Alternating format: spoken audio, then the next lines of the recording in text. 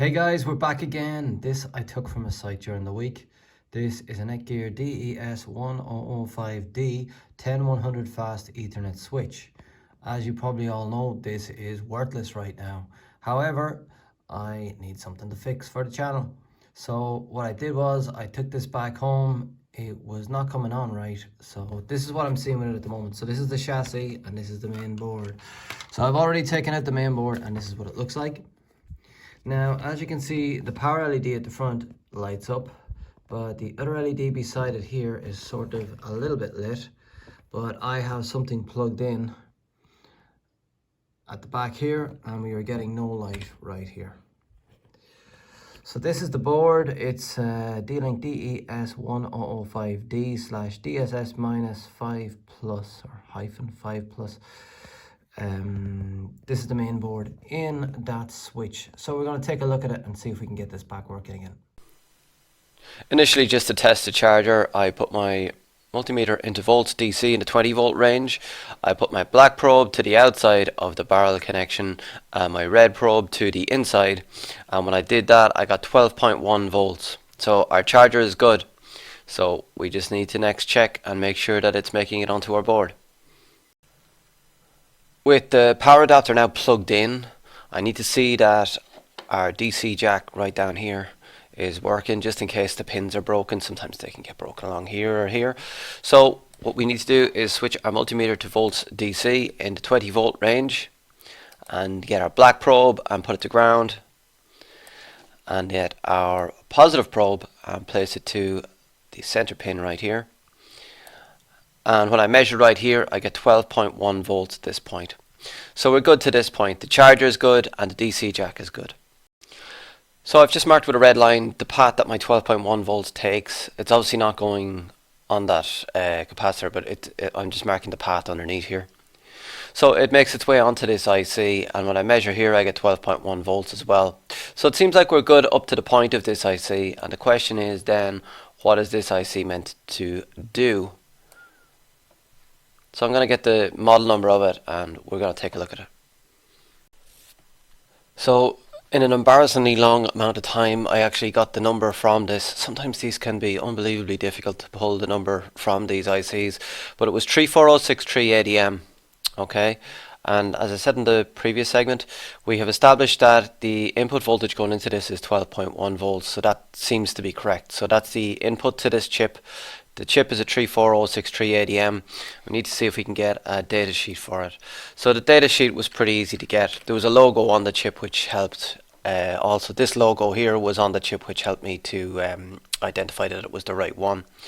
So what this is this is a DC to DC converter. So a lot of chips on these little boards like this, you know, you'll take in a larger voltage and break it down to a smaller voltage, much similar to the way we had our 19 volts coming into our laptop and then broken down to anything from 5 volts to 3.3 volts to 1.98 volts to 1 volt.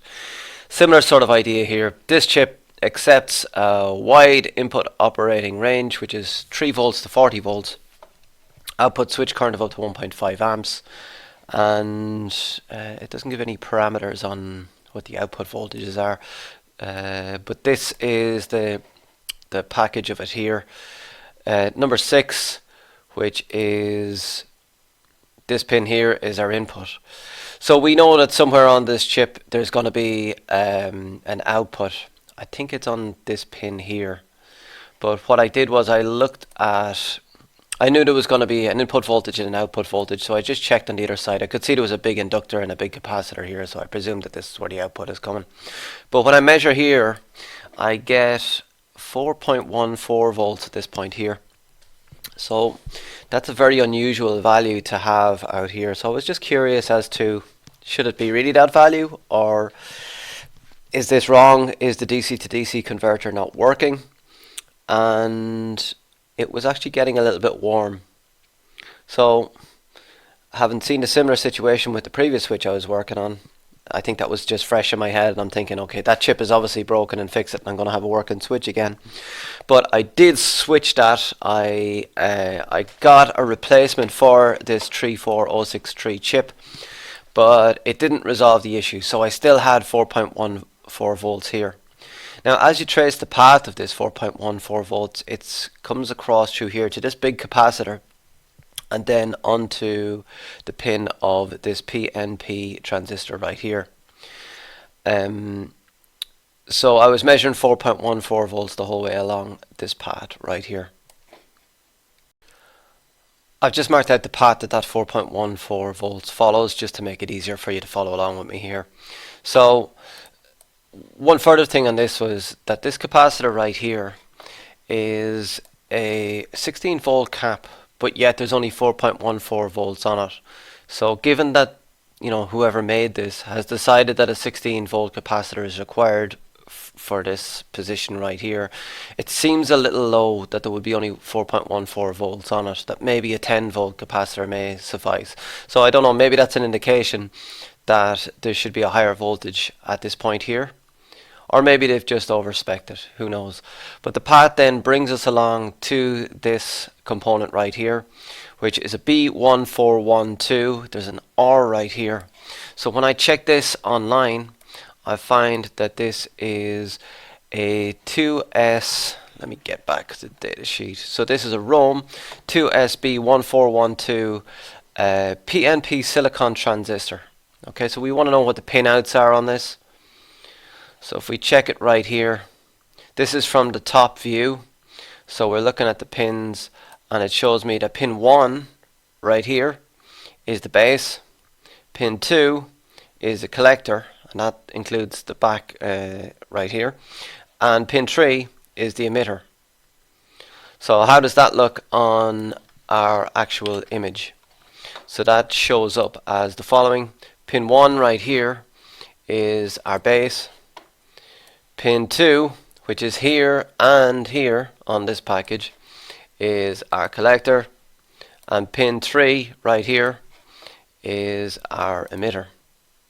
And the voltages that I've measured at these points are, at the base I'm measuring 4.14 volts, at the collector I'm measuring 0.595 volts, and at our emitter, as we know already, there's 4.14 volts. So what does that mean? Well, what we're expecting from this transistor here, it's really just operating as a switch. So what's meant to happen is, if this is switched on, then whatever voltage is on the emitter should be passed to the collector.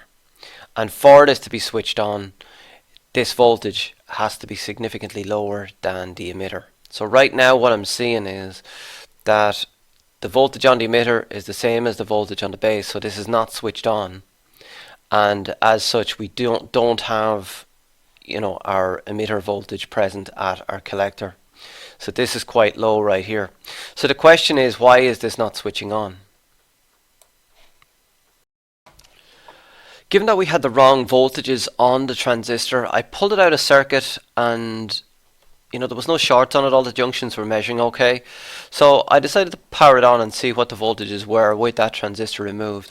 And what I found is this, that with that transistor removed, we had 5 volts coming out of our DC to DC converter, and we had 5 volts on the emitter pin where the transistor was. So it seemed to me that somehow either that transistor or something on the other side of it, something on the collector side of it, was pulling this voltage down to 4.14 volts. So the decision was what to do next. I powered off and I double checked to make sure that there was no shorts at this point here. So I decided once there was no shorts here that I would try and jumper from here to here and see what happened then. So I introduced my jumper wire to connect what was my emitter pin right down here to what was my collector pin right down here. So I'm trying to emulate what the PNP transistor should be doing when it's switched on. However, when I did that and plugged in the power, this chip right here got really hot. So when I felt how hot that it was getting, I plugged it out immediately. And what I found then was, even when I removed the jumper wire, that this was now measuring short after me carrying the 5 volts across to it. So I'm not really sure what I've done wrong here. I measured this earlier on right at the start and found it wasn't short. After me carrying the 5 volts across, I've caused harm to it, so it now is short, so there's no really place to go with me, you know, for this one. I don't think I can do anything else because I think I've blown this chip. So I'm not sure what the issue with this was. Obviously I've made a mess of this one. I just wanted to, I suppose, end this video with the point. This is a switch that's worth nothing. Alright? So I'm constantly saying to myself as I'm doing it, why am I wasting time on this? You know, or you're constantly trying to rush through it because everybody needs more time, and it's to try and get it fixed as quick as possible. But when you're rushing something like this, you do tend to be less careful, and it only takes one mistake, like with this, and it's game ball. It's all over. So right now with this, I don't know if it was fixable anyway. Maybe it was the case that that chip was damaged and I just damaged it further. Maybe there's another component in there that is faulty. I'm not sure now, but given that that chip is blown, there's no point in taking this any further. But I think that's the one lesson for the day. Be patient, and I'll have something again in a few days' time. Thanks for watching.